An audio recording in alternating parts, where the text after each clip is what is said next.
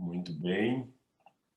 Então, 8h15, horário marcado para o início da nossa live de tratamentos não farmacológicos adjuvantes na depressão refratária. Em primeiro lugar, eu gostaria de agradecer o espaço da PRS para a gente poder desenvolver um tema tão importante, tão relevante. Inicialmente foi um convite, até uma sugestão do próprio novo futuro presidente, né, Dr. Fernando Schneider, e a gente havia conversado alguns detalhes e da demanda por temas clínicos, temas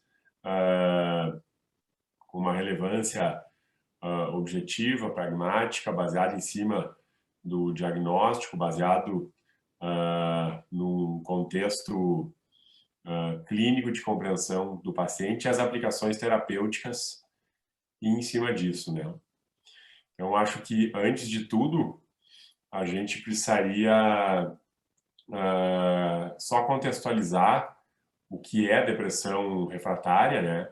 Em que ela se configura, uma depressão resistente, um quadro, no mínimo moderado ou grave, por pelo menos 4 semanas dentro do mesmo episódio, em que o paciente não responde a 2 medicações de classe diferente, né? O que já nos dá com essa conceitualização, um teor da gravidade. Isso é um quadro que sempre nos preocupa, abre na gente a dúvida de que desfecho vai se conseguir, que resposta a gente vai alcançar, e em cima disso, nada mais lógico de que a gente lançar a mão de terapêuticas que possam auxiliar, potencializar tanto a medicação, o tratamento farmacológico, quanto também a própria técnica psicoterápica, enfim, todo o cabedal que envolve o tratamento dos pacientes refratários. Então, a gente tem para essa noite, né, a participação com os temas da Karine Dermatini, que é fisioterapeuta, mestrando em envelhecimento humano, a Ângela Pericioli, que é educadora física, pós-graduada em gestão e marketing esportivo, e o Eduardo Tedeschi, que é médico psiquiatra, mestre em psiquiatria pela URGS, doutorando do PPG em psiquiatria e ciências do comportamento. Eu saio convidando e apresentando, então, a Karine, que tem um livro também publicado nessa linha, né, Karine? Fisioterapeuta, mestre em envelhecimento humano, autora do livro Dor nas Costas, Salve-se em 15 Minutos. Né? Antes de tudo, eu agradeço a tua aceitação do nosso convite. É uma honra te ter nessa noite e poder aprender muitas coisas com esse tema tão importante. Muito obrigada. Boa noite a todos. Obrigada, Jackson, pela apresentação, a PRS aí pela oportunidade. É muito bom a gente poder estar num cenário desse, né, falando de intervenções não convencionais, né? Então, eu quero trazer um pouco da minha experiência com a ginástica holística. Então, eu sou fisioterapeuta desde 2003, trabalho com a ginástica holística desde 2006. É um método que não é muito conhecido, é um método francês, centenário, que ele tem algumas particularidades, e é um pouco sobre essas particularidades que eu quero trazer, que são, na minha visão e na minha experiência, os benefícios que os pacientes com depressão eles costumam obter, né? A primeira coisa é que o método, então, como que funciona uma sessão de ginástica holística, né? Ela normalmente é feita num ambiente terapêutico em grupo, preferencialmente em grupo, né? A gente só não faz sessões em grupo quando o paciente realmente não tem a habilidade dessa convivência em grupo, então faz-se um atendimento individual. E todo o processo é conduzido por comando verbal. Então, essa é a primeira coisa que eu gostaria de destacar do benefício, porque eu preciso que haja um envolvimento ativo do paciente nesse processo. Então, ele foge um pouco daquela perspectiva passiva, onde o paciente deita e o fisioterapeuta atende, né? E a segunda coisa que para esses pacientes de depressão é muito importante é a necessidade da atenção. Então, ele precisa ter a atenção no comando verbal para que ele consiga seguir o que está sendo proposto. Então, esse seria o primeiro diferencial, né? Os movimentos, então, que são conduzidos por o comando verbal, eles são sutis. E eles respeitam muito o limite do paciente. Então, eu não dou ao paciente um objetivo para ser alcançado, mas nós vamos construindo uma proposta terapêutica. E como o nome diz, né, ginástica holística, o holístico vem do holos, grego, que significa o corpo como um todo. Então, é uma proposta que abrange o corpo como um todo. E qual que são as vantagens dessa sutileza, dessa não habitualidade? É que isso vai ampliando a percepção corporal e a capacidade perceptiva desse indivíduo. São pacientes que às vezes vão perdendo mesmo essa autoimagem, essa construção do próprio corpo. Então, por a gente seguir por esse caminho mais sutil, não habitual, o indivíduo vai aumentando essa capacidade perceptiva, né? E isso vai também fazendo um ajuste na autoimagem, que é algo que é comumente alterado nesse público, né? Pacientes com depressão.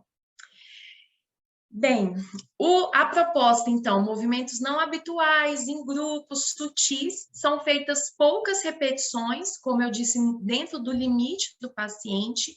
Isso evita a fadiga, que é outra coisa muito comum nesses pacientes, né?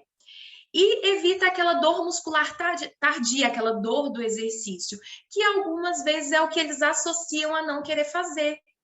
Ah, não, eu não vou porque eu saio da fisioterapia com mais dor do que eu cheguei. Então, essa é uma outra vantagem do método. O método, então, trabalha em 3 pilares. Ele tem o pilar educacional, então, ensina-se muito durante a sessão sobre o próprio corpo, sobre o funcionamento do próprio corpo. Isso favorece muito a autoeficácia desses pacientes, que é uma outra característica que normalmente está diminuída, principalmente nos pacientes que têm quadros muito longos, né? Depressões muito antigas. É um método que trabalha no pilar da prevenção, então prevenindo que as alterações se tornem mais severas ao ponto de deixar esse indivíduo sedentário. E aí é na hora que eu e a Ângela, às vezes a gente troca muitas figurinhas, né? Porque o trabalho da Ângela tem gerado assim resultados muito legais. E aí às vezes o paciente não quer fazer atividade física porque está com dor, e aí a gente tenta então trabalhar para diminuir esse quadro doloroso, que aí depois que cai na mão da Ângela, ele vai ser feliz e vai se movimentar com muita... Eu falo que o trabalho da Ângela, ele tem 2 efeitos. Ele tem o efeito do exercício propriamente dito, ditado na literatura, mas é uma diversão lá o trabalho que ela faz com os pacientes, que também tem o efeito ali do social, né? Não é só o físico. Então, são 3 pilares da ginástica holística: a educação, a prevenção e o tratamento mesmo dos quadros instalados. Porque hoje a gente vê uma associação, tanto na literatura quanto na clínica, da dor crônica com os transtornos de ansiedade e depressão, né? A gente ainda não sabe quem está vindo primeiro, mas aí eles estão sempre muito colados. O método, então, usa muitos materiais como bolinhas, tijolinhos de madeira, rolo de abrir massa, tubo de PVC, e esses materiais em contato com o corpo favorece a sensibilização dos tecidos. Então, são pacientes que costumam ter muitos pontos de tensão, pontos gatilhos, então a gente vai trabalhando para liberar isso e vai favorecendo o aprendizado do uso do corpo pela experiência.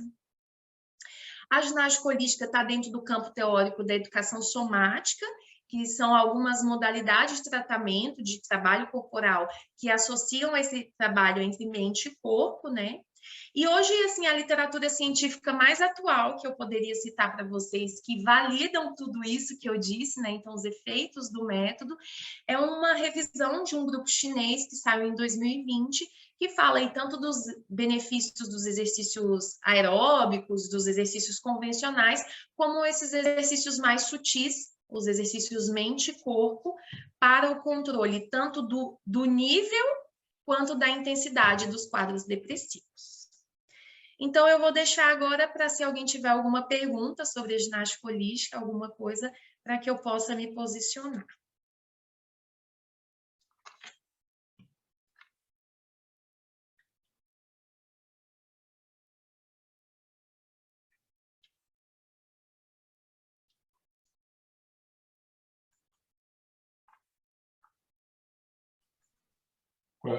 Quanto tempo, Karine, as sessões costumam levar, assim? Como é que acontece essa cadência? Como é que tu seleciona os pacientes nesse sentido também? Porque às vezes tem algum que chega bem mais resistente, percebe que ele não tem uma cultura corporal, não entende bem a senso-percepção, até coisas ligadas ao próprio alongamento talvez possam atrapalhar e isso deve interferir, imagino eu, no tempo das sessões. Sim. As sessões, elas duram entre 40 minutos e 1 hora, tanto o trabalho individual quanto em grupo. Todos os pacientes são submetidos a uma avaliação inicial. E se nessa avaliação inicial é observado, como você disse, assim, uma consciência corporal muito alterada ou uma limitação física muito grande, esse indivíduo é então submetido a intervenções individuais para que a gente possa ir refinando isso até que ele possa ser inserido no trabalho em grupo. E aí, a preconização da ginástica holística é que as sessões sejam realizadas uma vez por semana. E aí, durante a sessão, é selecionado um dos movimentos para que ele possa repetir em casa. Então, reforça esse trabalho de autoeficácia, de envolvimento no tratamento. E aí, em média, 12 semanas de duração os tratamentos. Mas a gente tem pacientes que fazem 2 ou 3 vezes por semana, caso seja necessário, claro.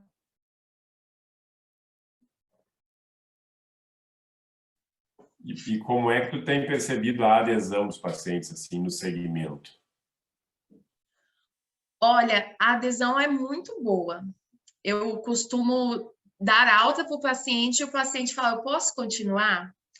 Porque, assim, eu não sei se é o nicho que eu costumo trabalhar, né? São pacientes que já tiveram experiências com outras intervenções, e aí, como eu disse, são pacientes que são muito sensíveis, então eles têm muito ponto gatilho, eles não respondem bem aos alongamentos tradicionais. Então, eles já tiveram experiências ruins com outras intervenções. E aí, quando eles conseguem uma intervenção que traz o benefício do alívio de dor, de um bem-estar, de aumento de função, sem que isso seja sofrido, porque eu brinco que a gente teve uma época que nas faculdades de fisioterapia, acho que era faculdade de masoquismo, né? Tem que doer para fazer efeito, tem que ser sofrido. E aí, para o paciente com quadros dolorosos, isso costuma ser um verdadeiro martírio, porque ele sofre na hora e ele fica sofrendo depois, né? Então, a adesão costuma ser boa isso, porque normalmente a experiência prévia negativa faz com que ele tenha adesão. Muitas vezes o que a gente tem dificuldade é o primeiro contato. Que aí ele fala, não vou fazer porque dói, não sei o quê. Mas depois que ele tem uma primeira experiência e costuma ter o benefício, a adesão costuma ser boa.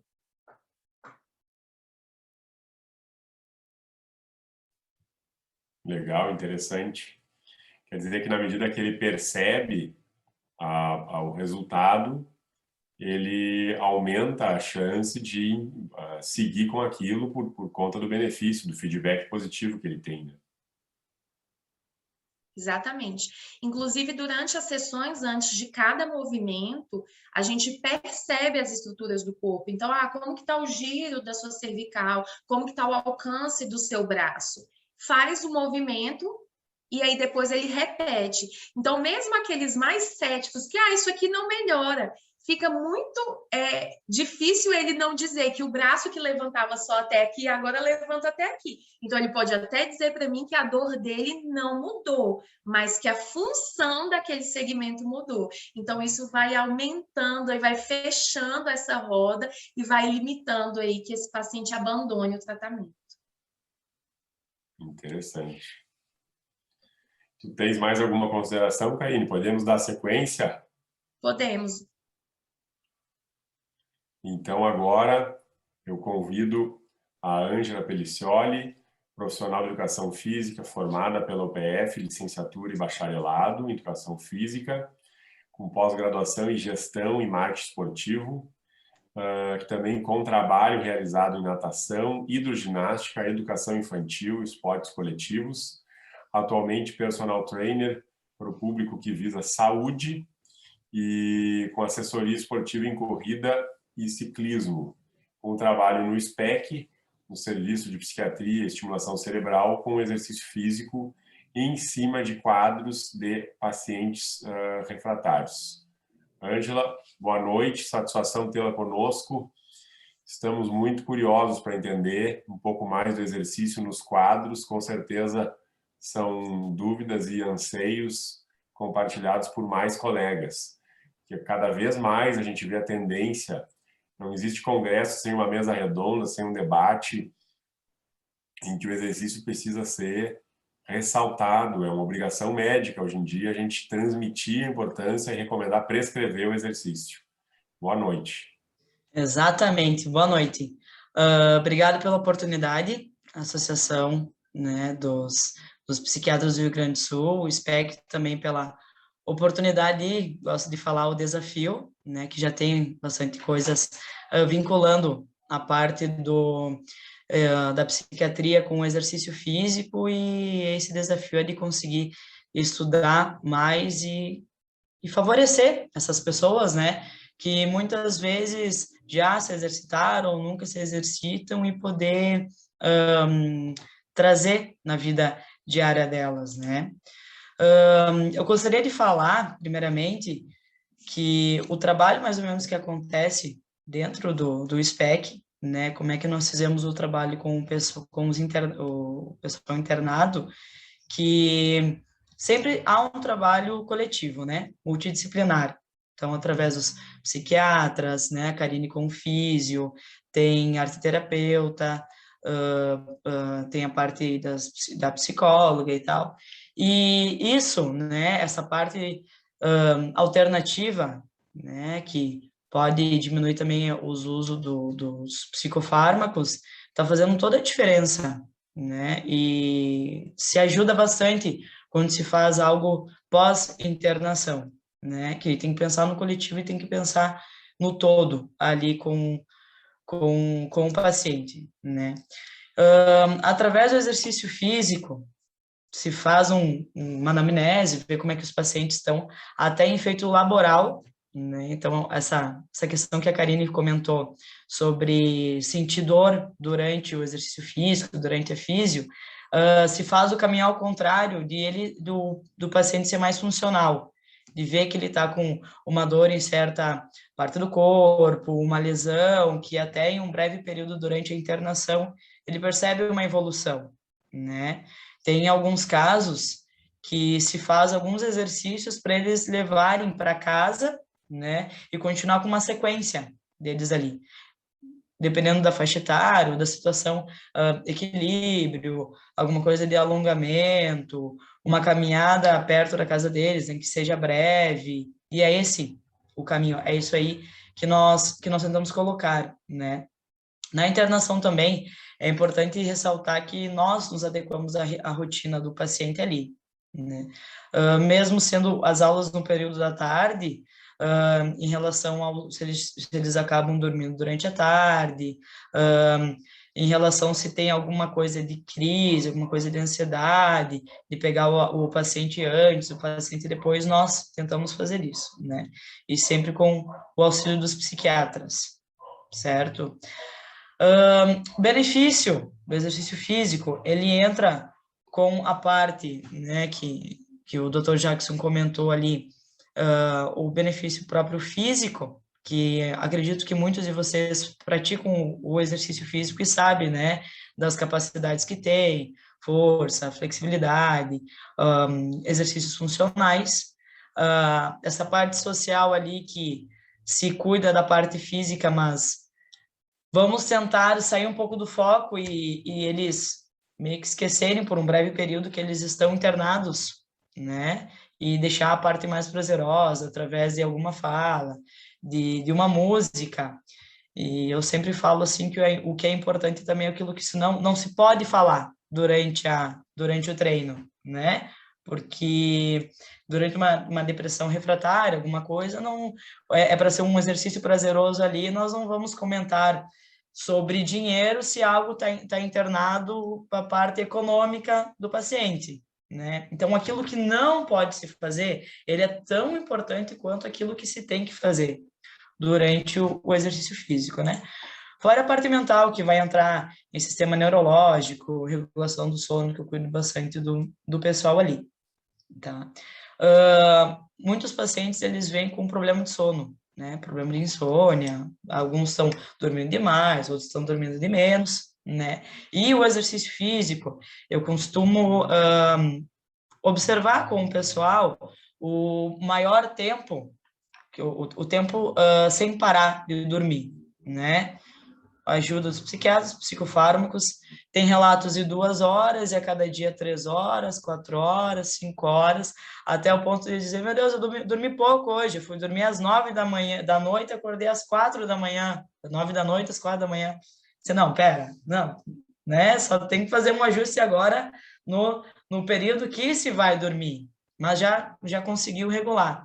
E aí, com o exercício físico, algumas pesquisas, se relatam tanto que exercício de baixa intensidade, de moderada intensidade ou alta intensidade, consegue fazer essa regulagem do sono ali, né? E aí se vai tratar a moderada ou alta intensidade conforme cada paciente, conforme cada um que se vai responder melhor com o sono, tá? O que se cuida nessa parte do sono? O quanto tempo se dorme, a qualidade do sono e a qualidade de tempo acordado também, né? Que, claro, as primeiras vezes que eles estão ali, até por causa dos psicofármacos, dá uma balançada, uma bodeada durante o dia, mas a parte de vigília é muito importante também para ser funcional enquanto eles estão bem, né? A parte de ajudar também com os neurotransmissores. No mínimo, o paciente tem que fazer 30 minutos de exercício físico, tá? Para a liberação, me ajudar a colocar ordem na casa.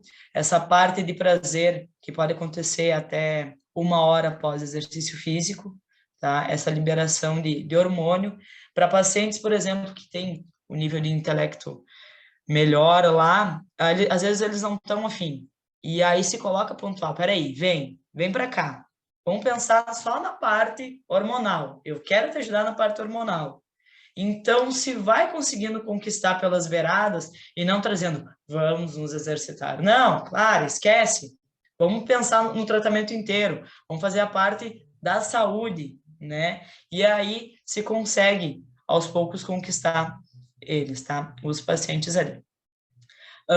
Algumas pesquisas dizem que para trabalho de melhora de depressão refratária é legal verificar de 60% a 80% de frequência cardíaca, tá? E no mínimo 3 vezes por semana e com em torno de 1 hora, tá? Se faz um trabalho aeróbico, que ele é importante uma base ali, e hoje os pontos mais importantes que estão se colocando, que dão a base para as outras capacidades, é a parte de força e a parte de flexibilidade, né? Junto com o que a Karine também comentou antes ali, que ela faz até essa parte de mobilidade, né? De membro superior, inferior, equilíbrio, agilidade, conforme se vai para casa e é funcional, como é que a casa acontece, né?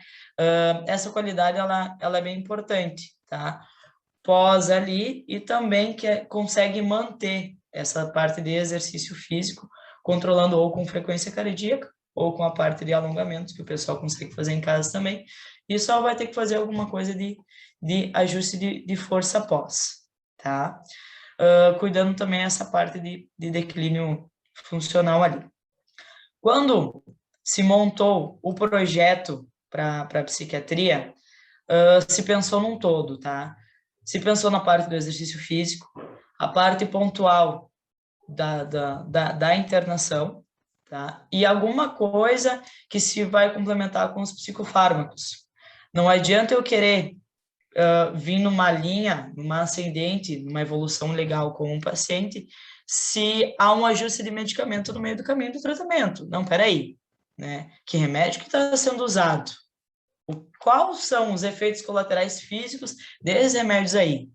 Influência com náusea, com tontura, sonolência, até que ponto é importante fazer o exercício físico, né? Então, cada dia se faz um planejamento durante a internação dele, mas cada dia pode mudar totalmente a aula, né? O importante é ele estar em movimento aí, tá? Mas há esse cruzamento de dados.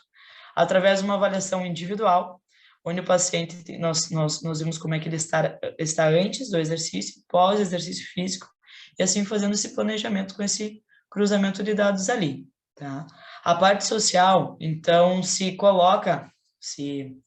faz o primeiro momento com o paciente individual, depois se coloca ele em pequenos grupos ali, pela essa parte social ali. E é muito importante que um vai dando apoio para o outro, né? E eles observam também como é que eles vão conseguindo se enquadrar e ver, teu problema é esse, meu problema é esse aqui, e um vai ajudando o outro ali. Eu quero trazer para vocês, só alguém tem uma pergunta, alguma coisa antes de continuar a fala, né? Não? Tá. Porque eu quero trazer um dado bem importante para vocês. Nós estamos mais ou menos atuando aproximadamente 7 meses, né? Com internação dos pacientes e exercício físico. Foram, em média, 46 pacientes que passaram pelo SPEC, tá? Durante esse tempo aí. E 50% dos pacientes, tá? Foi diagnosticado com depressão ou com depressão refratária. Sendo que, ao ponto de internação, a grande maioria pode ser considerado, né, como depressão refratária ali, que está com dificuldade de botar a casa em ordem, tá? E sendo que 2 pacientes retornaram ao SPEC, né, em caso de depressão mesmo ali, tá? Bom, através das pesquisas que deram, e a parte do exercício físico, que ela é importante, que eles colocam mais ou menos em torno de 1 hora de exercício físico, nós fizemos 170 aulas, tá? Com esses pacientes ali, com os de depressão, tá? 170 aulas, sendo que a média, as mulheres gostam mais, os homens gostam de mais dar uma desculpa ali pro treino, em torno de 9,6 aulas, quase 10 aulas durante a internação das mulheres, tá? E os homens tiveram 6,8 aulas, quase 7 aulas, a média dos homens ali. E depois de fazer uma adaptação, o paciente chegar, fazer essa parte de rastrear, ver como é que nós podemos fazer uma evolução, foi mais ou menos em treino somente aeróbico, de intensidade moderada, tá? Teve aulas bastante significativas em volume de aula, e também se destacou em treino misto. O que entra em treino misto? Os fatores principais, tá? Que é a parte aeróbica, é a parte de força, tá? Que entra alguma coisa de laboral junto aí, e também a parte de flexibilidade, a parte de alongamento, tá? Então, nós estamos conseguindo bater os dados conforme as pesquisas ali, até para conseguir, não digo, pode ser até acelerar ou estar no padrão para o paciente ter uma recuperação melhor ali, tá? Sempre cuidando com a individualidade do paciente, ele vai até onde ele consegue fazer ali, e acredito que está tendo um resultado bem importante, né, na evolução. Bom, dando uma pincelada, mais ou menos é esse o trabalho através do exercício físico que estamos fazendo com os pacientes de depressão e depressão refratária. Abro alguma coisa para perguntas e dúvidas.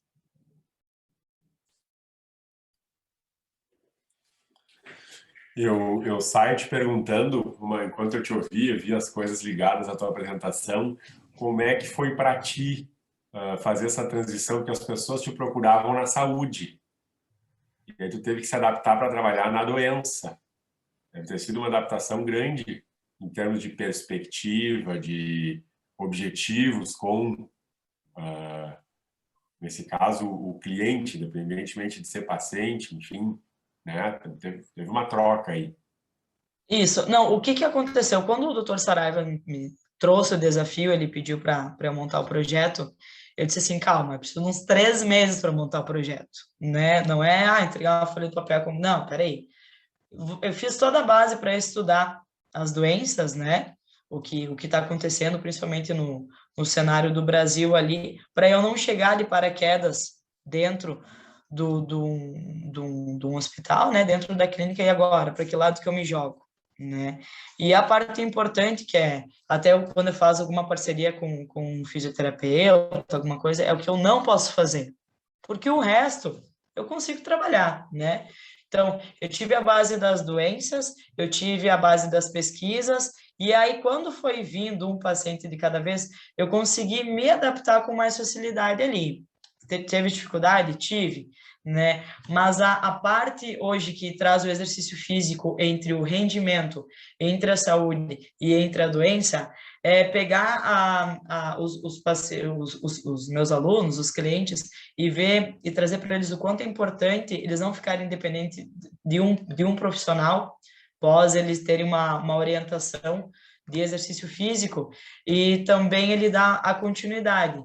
É a mesma coisa para o nicho, para os pacientes, fazer esse mesmo caminho ali, né? De fazer um trabalho de médio e, com certeza, a longo prazo para eles. Interessante. É uma experiência bem interessante. Então, dando sequência ao nosso tema, nossa noite de tratamentos adjuvantes nos quadros refratários, eu convido o Eduardo Tedeschi, que é médico psiquiatra, mestre em psiquiatria pela URGS, doutorando do PPG em psiquiatria e ciências do comportamento.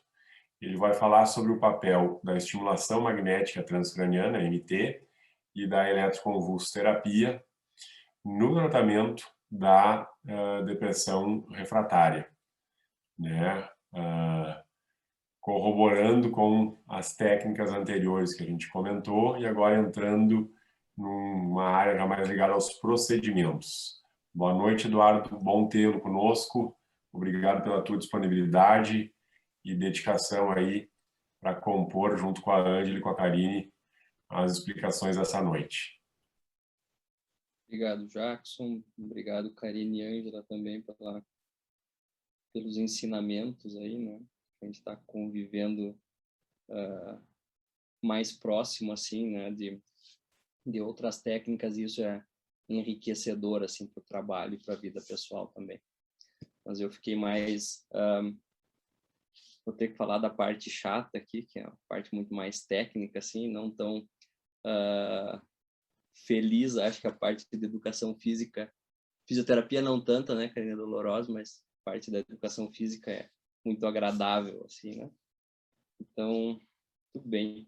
Eu fiz uma breve apresentação aqui, tá, Jackson? Vou compartilhar a tela aqui, e aí eu vou falando um pouco em cima disso, tá? E a gente vai construindo aí o que for melhor. Deixa eu só ver aqui o que eu acho que eu tenho que abrir isso aqui. Vamos compartilhar.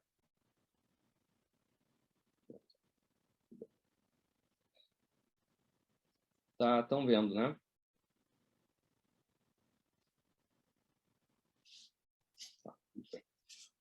Primeiro eu usei um termo aqui, tá, Jackson, que se chama psiquiatria intervencionista, tá?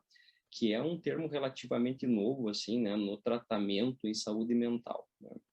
A psiquiatria, né, durante muito tempo, ela teve, né, essas estratégias farmacológicas e não farmacológicas, né? E o termo intervenção ficou distante, assim, né? E quando a neuromodulação, né, começou a ter um papel um pouco maior, assim, né, começou a se perceber que, bom, também psiquiatras também intervêm, né, de maneira não cirúrgica nos pacientes, né?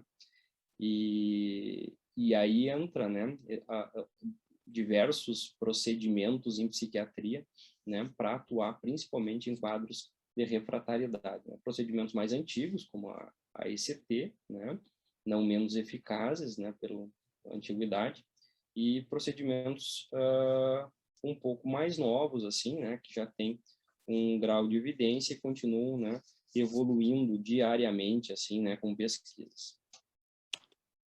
Então, eu sou membro, né, meu conflito de interesse, eu sou membro da SPEC, né, fora isso, mais nada.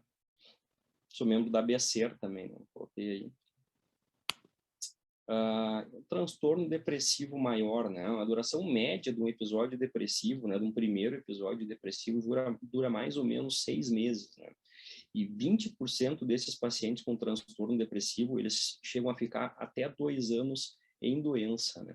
Lembrando que a partir disso, né, a gente já começa a pensar em sintomas também e características diagnósticas de distimia, né. Após um primeiro episódio depressivo, né, as taxas de recidiva desses pacientes giram em torno de 60%. E após um segundo episódio, chega a 90%. Né? Então, esse paciente que, né, por vulnerabilidade genética, desenvolveu um episódio depressivo, ele tem uma probabilidade muito alta, né, de vir a ter um novo episódio, né, e até, de certa forma, cronificar esse episódio depressivo dele ou transformar-se numa depressão refratária, né? Que gira mais ou menos em 1/3 desses pacientes, né?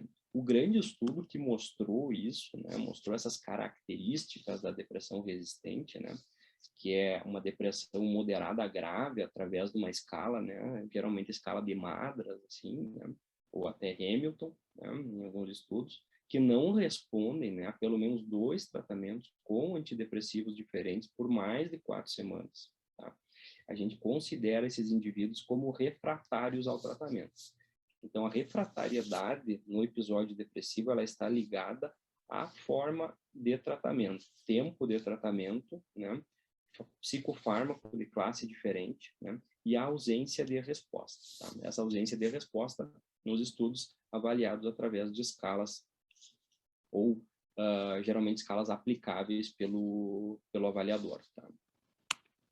O grande estudo, né, que mostrou essas taxas de refratariedade, né, é um estudo chamado STAR-D. Né? O STAR-D foi um estudo populacional, né, em 2008, se eu não me engano, que saíram os dados. Né? Foi o maior estudo, inclusive o estudo mais caro em psiquiatria. Tá? Por isso que não foi replicado devido ao preço dele, né? Onde esses indivíduos foram alocados em steps de tratamento. Né? Esses steps de tratamento, né, foi step 1, onde eles saíam tomando citalopram, uma dose de 20 miligramas dia. Tá? A partir de 4 semanas, se não houvessem respostas, eles eram alocados para um nível 2. Esse nível 2, ou esses pacientes tinham uma troca do citalopram para bupropiona, terapia cognitivo-comportamental, sertralina ou venlafaxina, né? Ou, né, eles aumentavam, né, faziam uma adjuvância terapêutica do citalopram com bupropiona, terapia cognitivo e venlafaxina e buspirona. Tá? A partir desse segundo step de tratamento, se não houvesse a resposta, essa resposta de novo avaliada através das escalas, né? Se não houvessem respostas, eles passariam para um nível 3 de tratamento. Esse nível 3 de tratamento, né, era a troca para mirtazapina e venlafaxina, ou o aumento, né, a adjuvância com lítio ou nortriptilina. Tá? Se não houvesse resposta, eles iriam para um nível 4, que se usaria tranicilpromina, que é um imal, né, ou venlafaxina mais mirtazapina.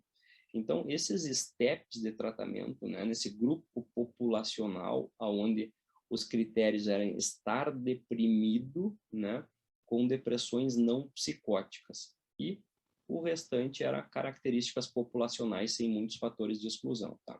Esse estudo mostrou que entre o STEP 1 e o STEP 2, não sei se vocês conseguem aqui, né, a taxa de remissão, né, remissão é a ausência de sintomas. Tá? Por que eles usaram remissão e não resposta terapêutica?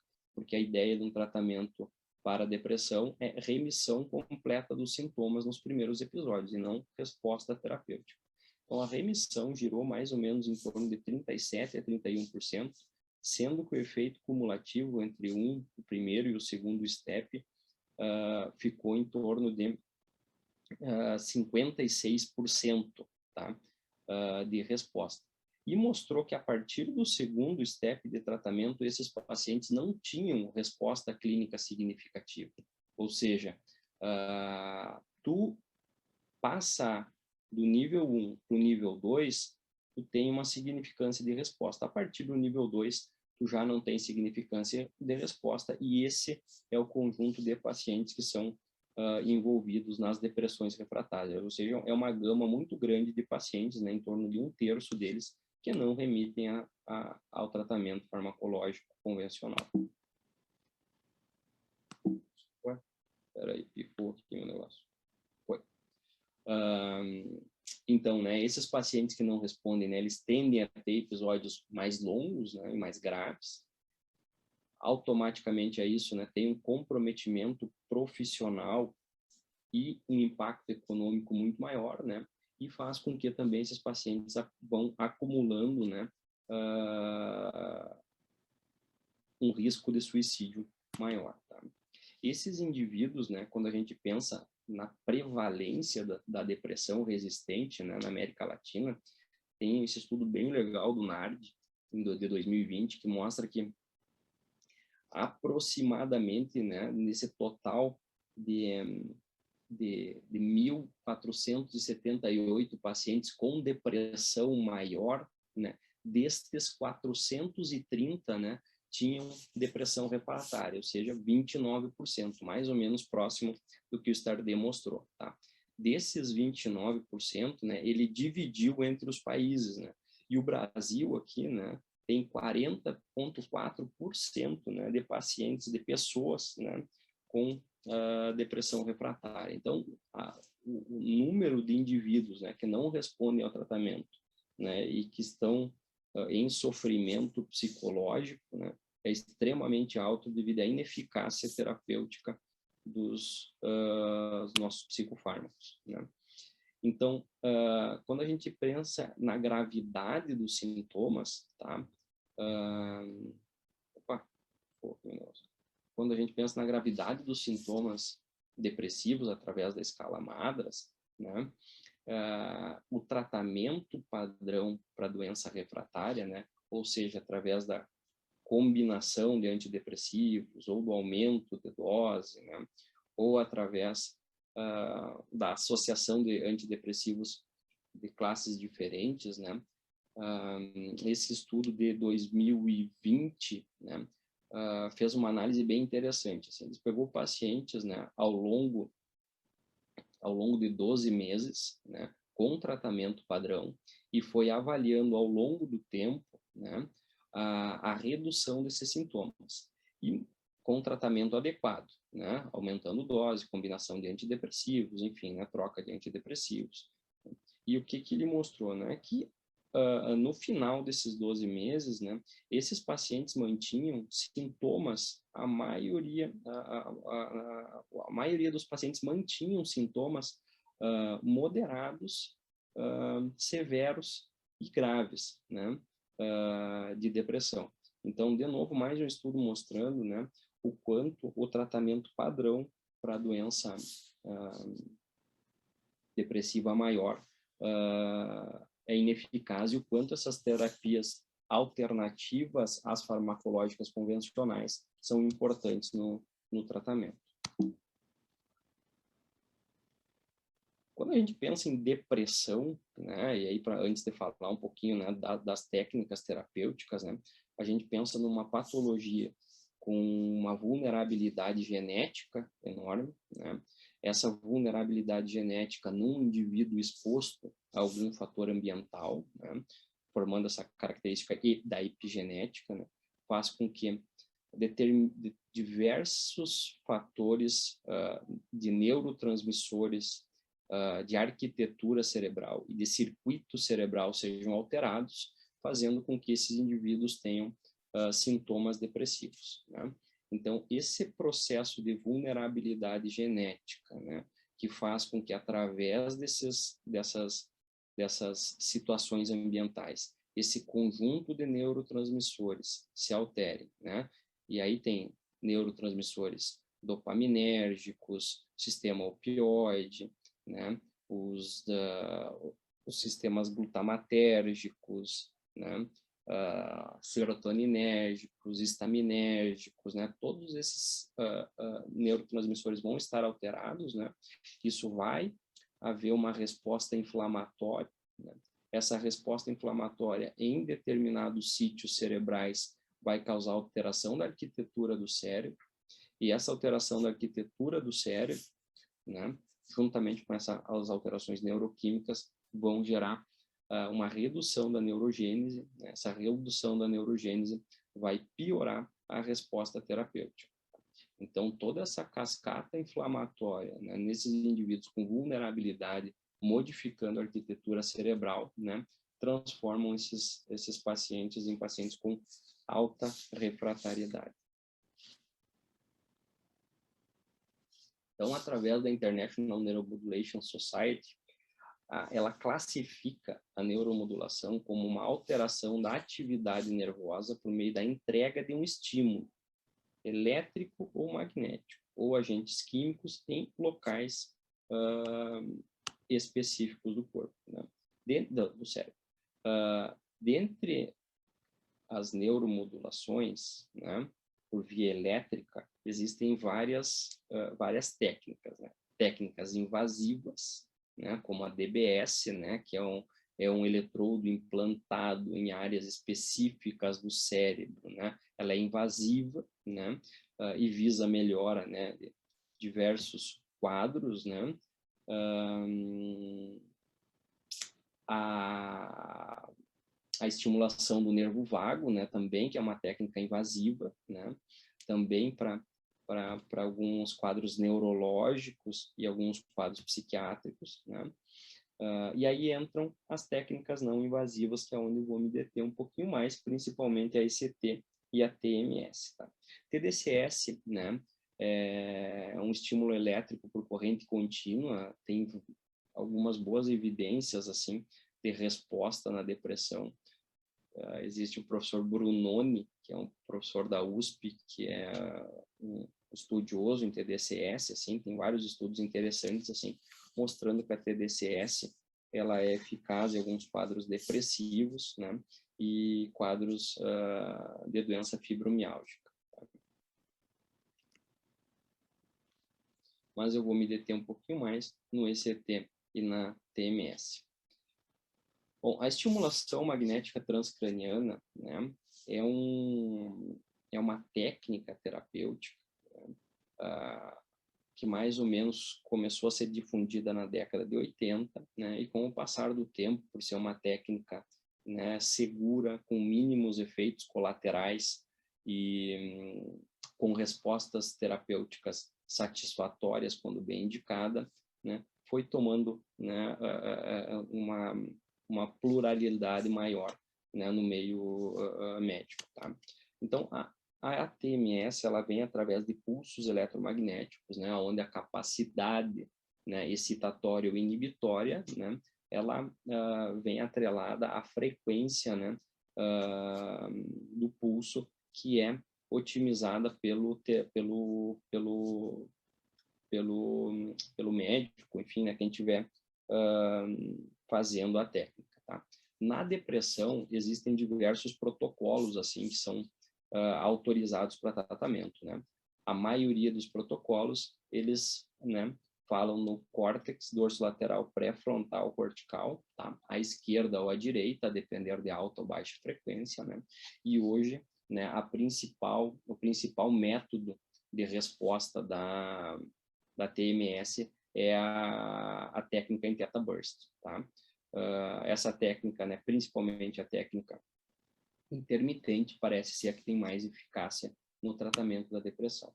Então, quando a gente vai fazer a TMS, né, o paciente ele não precisa estar em bloco cirúrgico, ele não precisa suspender nenhum tipo de medicamento prévio, né? Tem alguns cuidados que tem que ser avaliado, né? Por exemplo, implantes metálicos cerebrais, né? Recentemente ter passado por algum AVE hemorrágico, tá? E principalmente, tá? O fato do paciente estar num episódio depressivo refratário, tá?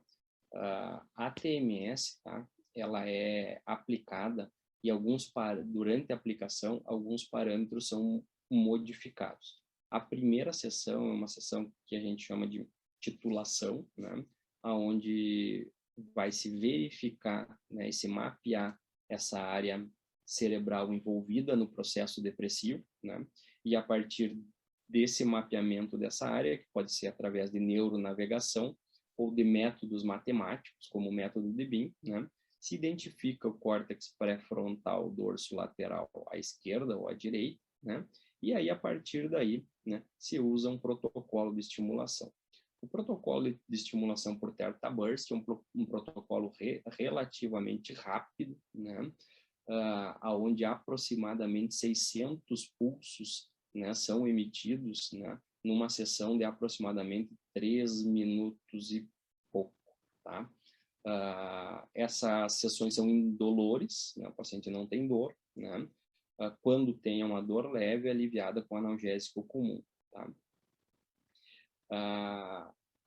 Aproximadamente 20 sessões, né, são necessárias para a gente começar a ver a resposta terapêutica, tá? Remissão dos sintomas. Né? A resposta terapêutica pode começar anteriormente a isso. Tá? A TMS é uma técnica, né, autorizada pelo CFM, né? Nessa época, onde foi autorizado em 2012, as técnicas, os protocolos que estão autorizados pelo CFM são protocolos antigos, né, onde eles usam a TMS e não um Theta Burst, tá? Então, que mostravam eficácia, né, mas era uma eficácia muito baixa, assim, em torno de 20% dos pacientes, tá? Tinham resposta. Com o Theta Burst, isso mudou, né, e a gente tem, então, tá buscando, né, através da ABC e de outros colegas, né, que trabalham com TMS, essa autorização de outros protocolos, né, mais eficazes atualmente. Eu, pessoalmente, acho que a TMS vai evoluir muito ainda, novos protocolos vão surgir, né, e áreas cerebrais envolvidas no processo depressivo vão modificar. Tá? Na prática, assim, se vê pacientes respondendo à estimulação à esquerda, pacientes respondendo à estimulação direita, pacientes respondendo à estimulação bilateral, né? Mas não se tem preditores ainda de quais pacientes vão responder a qual área. Tá? Então, acho que isso ainda é um déficit muito grande, assim, né, no entendimento da neurogênese do processo depressivo, né? E acredito que com o passar dos anos isso vai ser mais entendido. O mecanismo de função da TMS, né, ele vem nesse processo de circuitária cerebral, né? Ou seja, para a gente pensar, existe um circuito acontecendo. Para a gente lembrar, existe um circuito acontecendo, né? E na depressão parece haver, né, uma hipoatividade da região do córtex frontal, né, e uma hiperatividade da região do sistema límbico, tá? Sistema límbico, né, responsável pelas as reações emocionais, e córtex frontal, responsável pela cognição. O indivíduo com essa vulnerabilidade genética, ele vai ter essa hipofunção do córtex frontal, então ele vai ter uma percepção emocional inadequada, né, e essa percepção inadequada fica hiperativada pelo sistema límbico e acaba tendo sintomas depressivos. A ideia da TMS é né, estimular essa região do córtex, né, a ponto dela voltar a ficar funcionante, né, e reativar esses circuitos que estariam hipofuncionantes num quadro depressivo. Aqui tem um estudo bem interessante que mostra, né, a eficácia da TMS, né? Então foi comparada a TMS, né, a estimulação magnética transcraniana em seus vários métodos, né? O Theta Burst, a estimulação através do Theta Burst. Lembro, tá, que Theta Burst é feito na mesma máquina da estimulação magnética transcraniana, só uma técnica diferente, né? E a eletroconvulsoterapia, né? Quando a gente olha aqui pro Forest Plot aqui, né, que é um gráfico estatístico de uma meta-análise, a gente consegue ver aqui, né, que tanto o TBS, né, bilateral, quanto o TBS, né, intermitente, eles se mostram eficazes no tratamento, assim como, né, o método de priming e o método de baixa frequência à esquerda, alta frequência esquerda, baixa frequência direita, e um método bilateral repetitivo. Né? E a ECT, né, bilateral ou unilateral em altas doses, também se mostrando eficaz. Tá? A ECT perde um pouquinho aqui na questão de descontinuação, como tem tem efeitos colaterais um pouco mais intensos que o TMS, né? Há uma probabilidade maior desses indivíduos desistirem do tratamento. A ECT, né, então, é uma técnica desde a década de 30, né, onde acreditava-se que indivíduos com quadros epiléticos tinham menos sintomas psiquiátricos, né, e iniciou-se um processo de indução de quadros convulsivos em pacientes com doença mental. Tá? Inicialmente, né, se tentava essas aplicações múltiplas de cânfora, coma insulínico, né, a sensação de quase morte, né, descrita na literatura era imensa e os pacientes desistiam de fazer. Né? Em 38, uma dupla de italianos decidiram fazer o estímulo através do estímulo elétrico, né, em corrente contínua ainda, né? E depois, né, com a evolução do processo, começou se estudar mais de maneira protocolar, né, e criar protocolos específicos para a ECT. Né?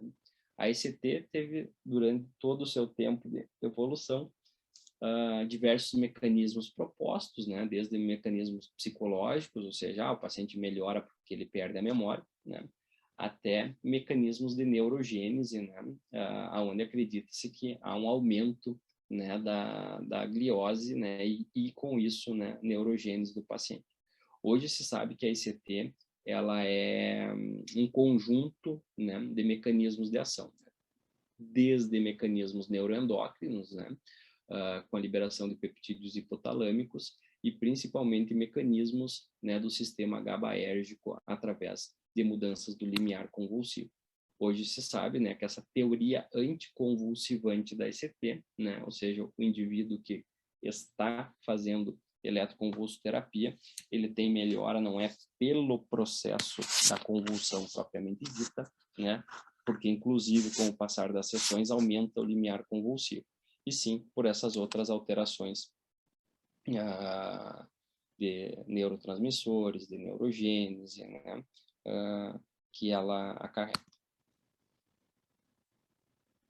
A depressão, a ECT, né, ela é nível 1 de evidência, né, para diversos quadros, né, na depressão refratária, né, ideação suicida, características psicóticas, né, tratamentos, né, com características catatônicas, tá?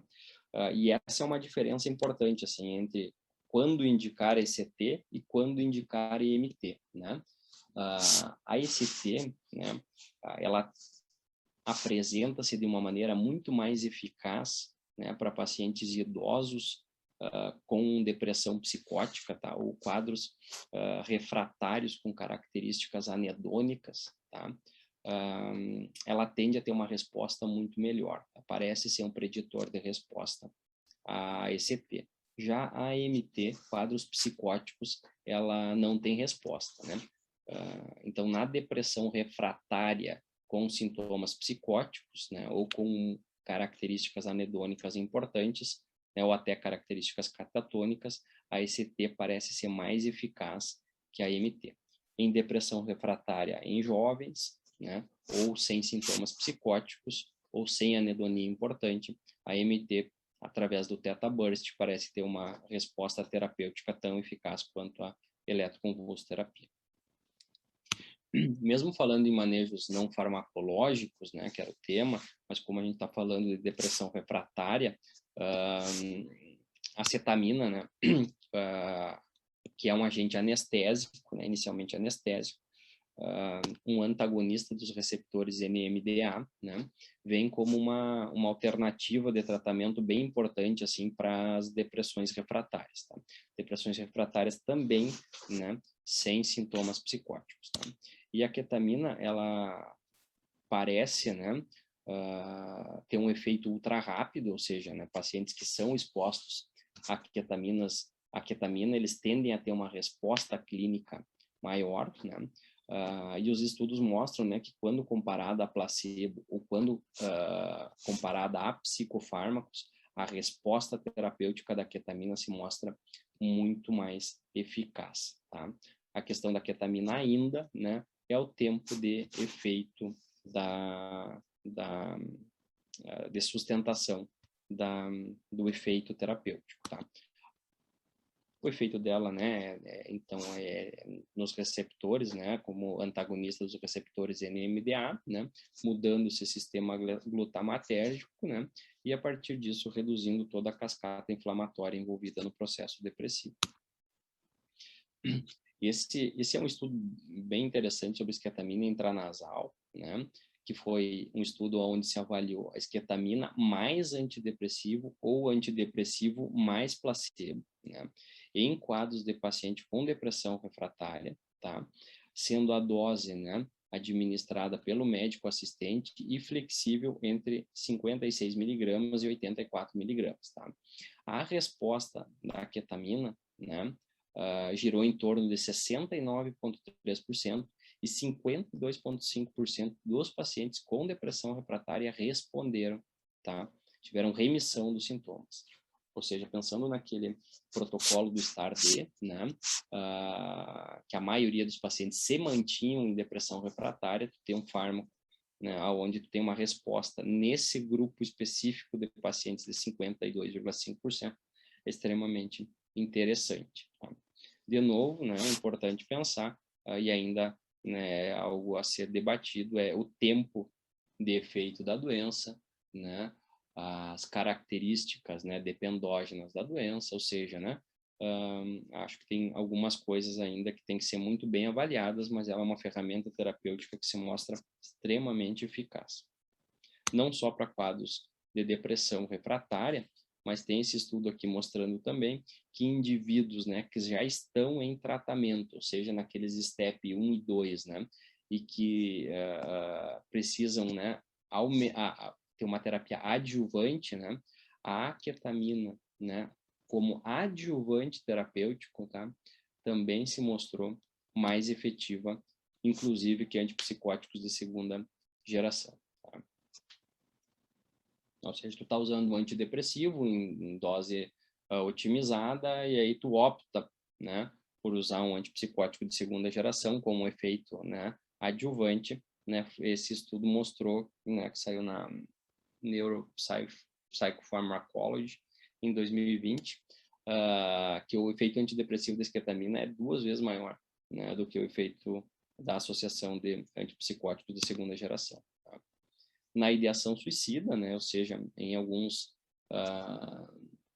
locais dos Estados Unidos ela já é usada, né, e acredito que no Brasil aqui também já tem locais usando ela nas unidades de emergência, né, com o intuito de reduzir suicidabilidade, tá? Aqui, né, nesse quadradinho aqui, né, placebo, né, mais antidepressivo normal, ketamina mais antidepressivo normal. Baseline aqui, né, de moderado, grave, severo ou extremo risco de suicídio, tá, através da escala de CGI, tá. Os indivíduos foram avaliados no dia 1, né, 4 horas depois, no dia 2, 24 horas depois, e no dia 25, tá? Então, uma coisa interessante aqui é que mostrou que o efeito anti-suicida, mesmo 25 dias depois da aplicação de 84 miligramas de esquetamina intranasal, ele, né, foi se sustentando, ou seja, aqueles indivíduos, né, que eram, não havia uma normalidade, 64,7% deles, né, tinham ou não tinham ideação suicida, ou tinham 16,5% uma ideação suicida questionável, né? E 5,9% apenas deles tinham uma ideação moderada, tá? Então, se mostra um tratamento extremamente eficaz, né, para quadros de ideação suicida. Esquetamina intranasal está sendo disponibilizada no mercado brasileiro, né? Acho que ainda a questão dos custos vai ser algo que vai limitar muito o uso da ketamina, né, para a população em geral, mas ela fica como uma alternativa terapêutica importante. Esses métodos todos, né, eles são complementares para características diferentes de cada paciente, né? Então, a avaliação adequada desses indivíduos, né, e a indicação correta para cada quadro faz com que a gente tenha métodos não farmacológicos, no caso da cetamina farmacológico, né, extremamente eficazes para esse nicho de paciente, né, que se mantém com sintomas, né, mesmo apesar do tratamento farmacológico. E aí eu acho que entra, né, essa necessidade e essa importância da inserção dessas outras terapias, né, atividade física, fisioterapia, psicoterapia, né, são fundamentais, né, na busca por uma remissão, ou pelo menos resposta, né, no tratamento desses indivíduos com quadro depressivo refratário. Isso aí, Dr. Jackson. Muito bem.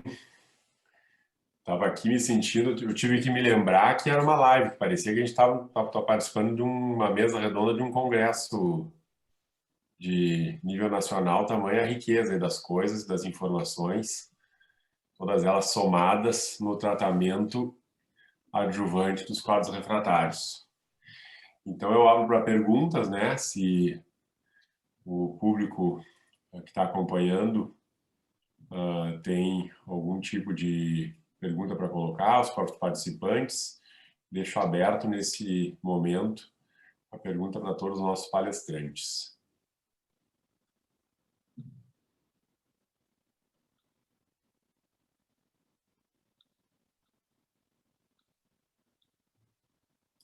Eduardo, aproveito eu para... Eu tenho uma pergunta para a Ângela. Ângela, quando tu falou ali, né, em protocolos de alta, moderada e baixa intensidade, assim, né, eu lembro de ter visto alguma coisa assim, que, mas não lembro muito bem, assim, por isso a pergunta, que quanto mais, claro, individualizado, né, mas quanto maior a intensidade do estímulo físico, maior é a resposta terapêutica em quadros depressivos. Tu tem alguma informação sobre isso, assim, como é que tu vê isso também na tua prática, enfim? Certo. Em relação a algumas pesquisas que eles estão fazendo, eles estão usando uma intensidade mais moderada do que alta intensidade, tá? Porque o que acontece? Quanto maior a intensidade que se dá ao exercício físico, mais curta é a duração. E em alguns casos, alguns pacientes, eles precisam de um volume maior de exercício físico, tá? O que eu gosto de usar bastante é a alta intensidade, que não é no caso da depressão refratária, mas sim é um pessoal com alguns sintomas, alguma coisa de mania, né? Então, tá sobrando aquela energia e tem que fazer para gastar de vez, né? Então, eu acabo usando a alta intensidade ali.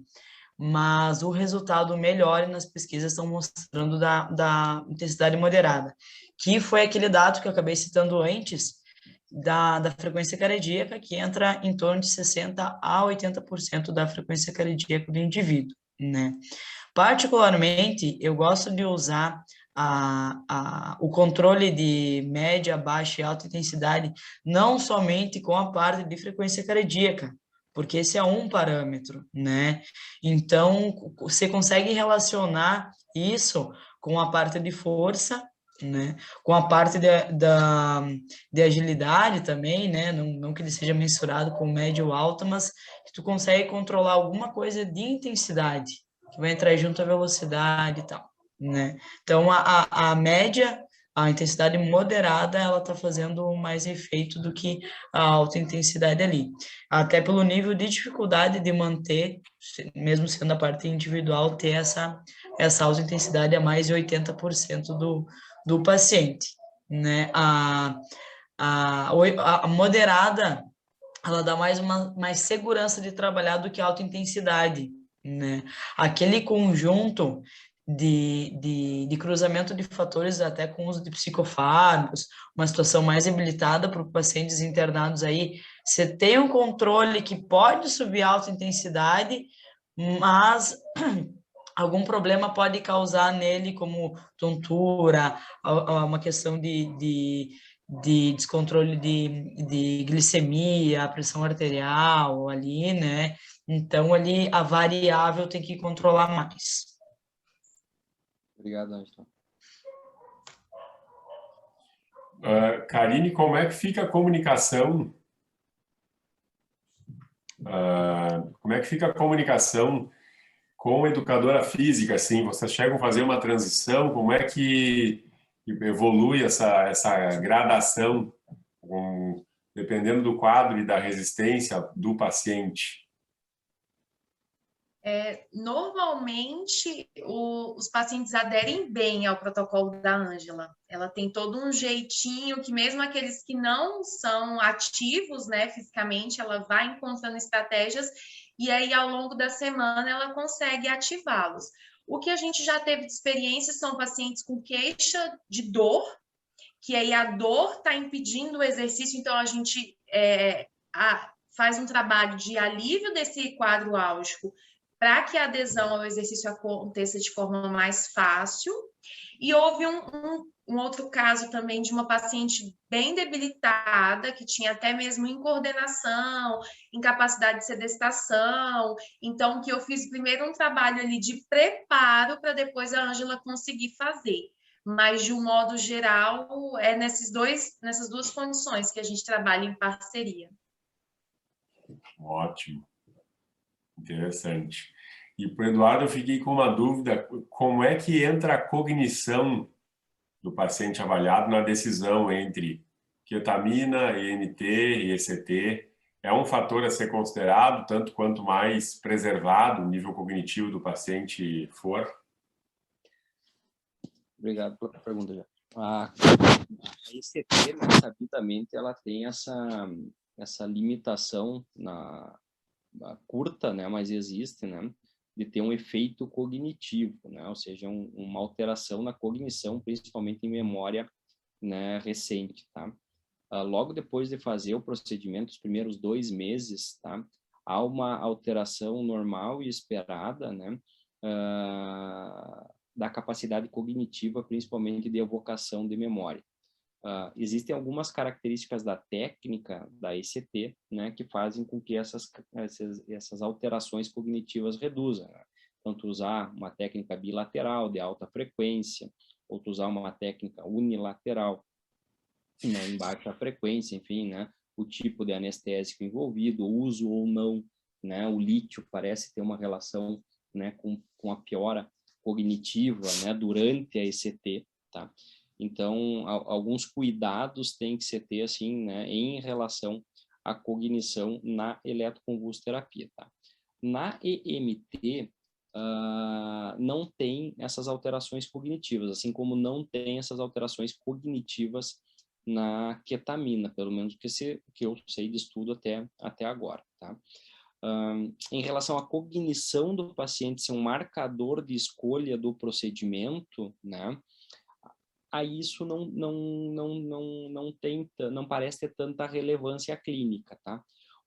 Assim, na decisão do método, né, é uma escolha que tem que ser conjunta, óbvio, né? Se o paciente não tem condições, né, de participar disso, né, ou por estar psicótico, ou por ter um declínio intelectual importante, assim, né, vai passar para a família o que é mais adequado, né, para ele, né, mas não pensando nas características cognitivas do indivíduo prévio ao procedimento, tá? Por exemplo, paciente com Alzheimer, né, que tenha um quadro depressivo grave com sintomas psicóticos, ele tem indicação de fazer eletroconvulsoterapia, independentemente do efeito cognitivo ou não que ela possa trazer. Ótimo. Muito interessante pensar sobre isso e entender a importância, o quão é relevante ou não, né? Muito bem, eu não estou identificando mais perguntas, então, com o tempo aberto para os demais participantes.